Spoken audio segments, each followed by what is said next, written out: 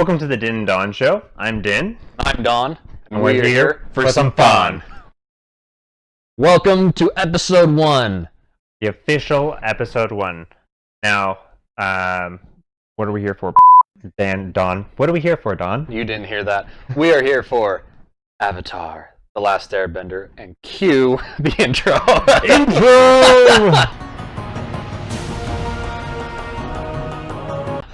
I think we actually should. Post credits. No, I'm kidding. Yeah, post credits. That's all we're talking about today.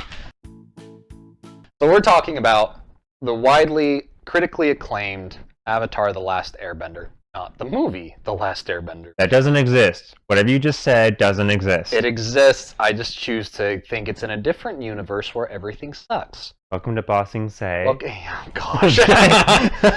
So, first thoughts about Avatar. What do we like about Avatar? I would say what don't we? Well, I shouldn't say what don't we like. That's a whole nother category. But what do we like? I mean, the fact how I love how they did just the 3 seasons. I mean, I think it was really planned out. I mean, the first season is literally just an intro to the entire world. It literally and I love how they just throw you into the world as well. The very first episode, the very pilot episode, you just hear Tara's voice, and he just goes off and it starts explaining. Sorry, can I interrupt? Yeah. That is a super weird intro, and I mean it's like really cool because I started rewatching Avatar back in I think May. I think that's when it hit Netflix. But I started watching it, and I started watching the intro. And I've watched it twice now because I started the season again when we wanted to make this show. But I started watching that and I was like, wow, this is dark. Like I don't remember Avatar being this dark when I was in middle school watching this for the first time. I mean, and you just hear the whole story and we take it for granted because the opening to every Avatar, water, earth, fire, air. I almost got it wrong. Sorry, I know there's purists out there, but they name all the elements. And then long ago, the 4 nations lived together in harmony, and then the Fire Nation attacked, and blah blah blah Everything blah blah. Changed when the Fire Nation attacked. That's so just iconic line. Everything changed when the Fire Nation attacked. And it's funny because it's now a meme. But I mean, that first episode, it's hopeless. Yeah, no, it really is. It literally throws you into a world of no hope. Literally how they're saying how, because it really just introduces you about the Avatar and how he's the master of all 4 elements and how he's literally the balance of the world. He brings balance to the world, but then all of a sudden they say he's gone. There's no more Avatar, and they're like, and you're just sitting there like, whoa. That's like for those who are in religious, that's basically saying they just basically took God out of the story at that point. Well, you could say God or your prophet or your religious leader too, and it's like, well, what's the point of this show? I mean, you think like it's the Last Airbender, but then it's like, but if the Avatar's gone, then what's this Last Airbender do? Yeah, and then you kind of just question yourself, like, what are airbenders? I mean, you don't really. They give you the idea of like, okay, they can bend elements, but like when they say an airbender, what does that mean? Well, if you ask my dad, that means gassy. But so, and then I know we're talking about what we like. I just want to continue on the introduction. But it's so funny to me because you have the voice of Katara telling you all of the stuff that's happened up to the point of the South Pole. Right. And then you see Katara and Sokka being kids in a boat. Right, and they're literally just living their life. Yeah, they're living their life. They're just kids, which is really interesting. It's such a hopeless scene, and then all of a sudden it's just like, kids. And it's funny! It's funny, it's bright, it's literally just kids being kids. And not only just kids being kids, but siblings being siblings. Because they immediately show that they're siblings because Katara starts water bending a fish out of the water, and she's so bored because her brother is trying to be the older Mr. brother, Macho, Mr. Macho, literally making muscles in the water, and it just shows you this great relationship of just siblings. But Avatar, going back to like what we like about it, it's an epic tale, and I guess it's not epic in the sense of like, watching like Spartacus, which I'm Spartacus or 300 or anything, but it's not like epic in the sense of like a big all-out final battle. It's not like Lord of the Rings epic or anything like that. But it's very Can be. it can't. Well, I guess it progresses to like super epic at the very end. Of course, with like if you've never seen the show, there's going to be spoilers in here. So watch like Spoiler alert! Like seriously, spoiler Yeah, alert! spoiler if you alert. have, if you are one of the poor souls that haven't watched this already, stop what you're doing. Watch it right now. I'm serious. It's on Netflix right now. If you don't, if it's not on Netflix at this point when you're watching this video, buy it. buy it. Like it is such a good video, such a good series that you will love it. Like every single person that has watched this Avatar the Last Airbender has loved it. Yeah. So, but and it does get very epic toward the very end, with like Sozin's comment and the all-out battle and all that. I would say what I really like about it is that, oh gosh, I don't even know, because there's so much good stuff about it. It's got all these stories, it's got these tales, it's got these themes. I mean, and one thing I love about movies and literature and shows and comic books and just and just even regular books, they teach us something. And I think, and I have a hard time with that, because I guess it depends on what they're teaching, but I really like it when a show kind of teaches me something and it doesn't point it out to me. Because I mean, we live in a world right now where I think that people are saying, this is what you have to believe. If you don't, you're wrong. Or, and I'm sorry if that's going to be a little out there, but sometimes I feel like that. I feel like that people want to tell us what is right and what is wrong. No, I completely agree with that. I mean, you care. I'm trying to be careful because like I don't want to go in. I don't want to cross into like the like political or anything like that. But like let's just bring it to our like the American school example. I think that's a little bit of a neutral ground. Well, at least in the American school systems, you were literally told you have to do certain tasks, for example. Now, that's in a lot of different places, but my personal opinion, I think that we should help the people flourish in their talents and everything. That whole nother topic, but well, while you're going on with that, we talk about flourishing with your talents, and that's what I like about Avatar, is that it takes the talents of these characters. One of the things, and I probably should pull out my handy dandy computer. I won't tell the brand it is because we're not sponsored. But we'll get there.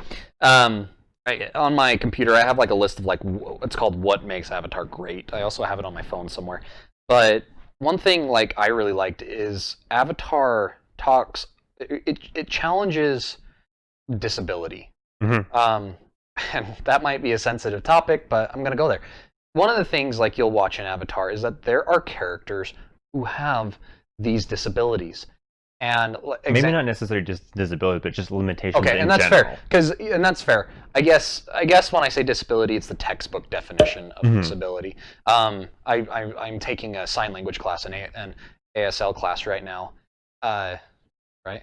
I did SL. Sorry, I'm trying to sign. So, but one like my teacher, who's deaf, who was born deaf, he said that he doesn't consider himself disabled.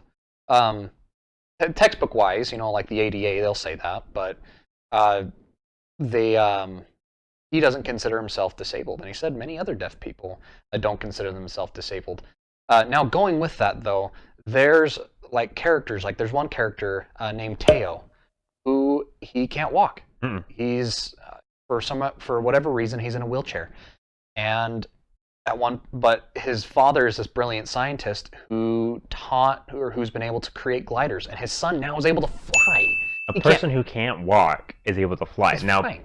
Honestly, a lot of today, when someone says you can no longer walk, at that point you would think that personally for me, if somebody told me that I can't walk anymore, I would be absolutely devastated. And I would think at that point, a lot of my life is over at that point, because a lot of my life has to deal with walking.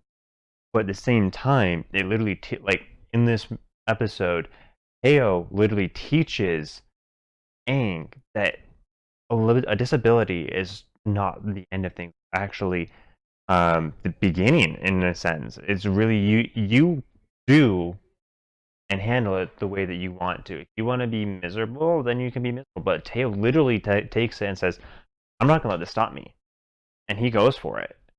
I mean, and then you have Yeah, you Toph. got Toph, who, for those of you who don't know, Toph is her name is Toph Beifong.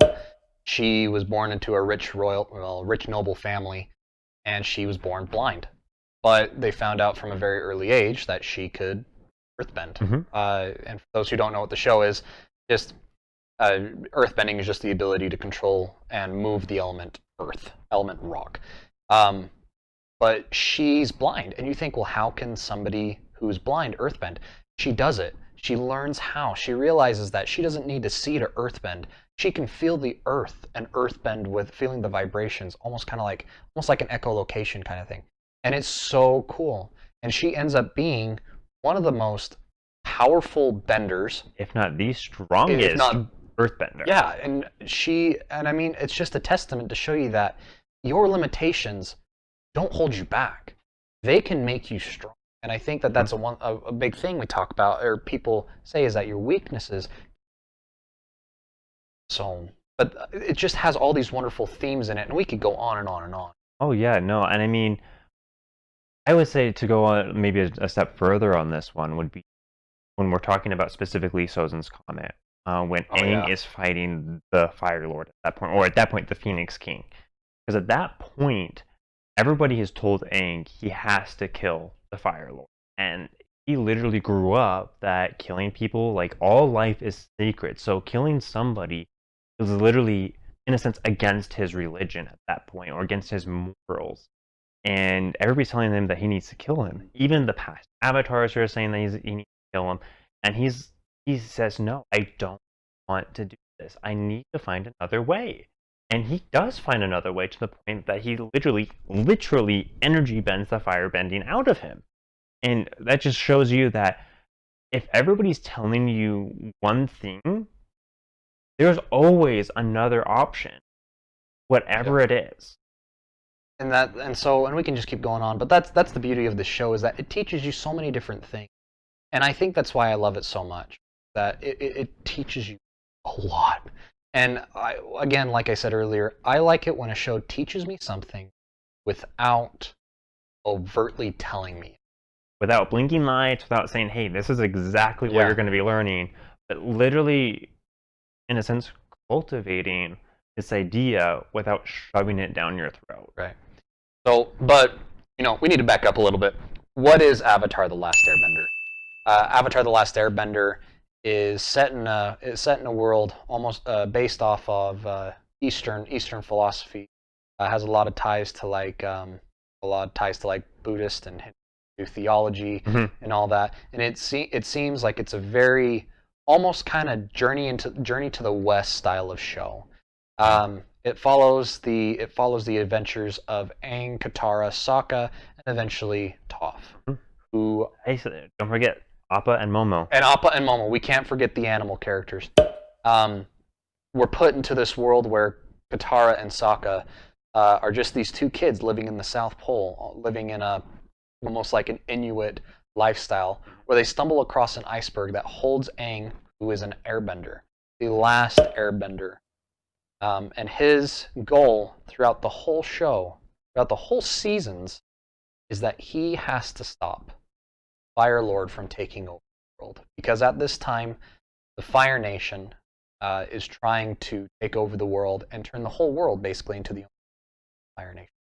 At this point in the story, like at the very, very beginning of Avatar, the Fire Nation has already taken, or I would say probably 70% of the world. They've taken over a lot. I don't know how much they've taken over, but because they hadn't taken over the North Pole, and they hadn't taken 100% over the Earth Kingdom, but pretty much everything else.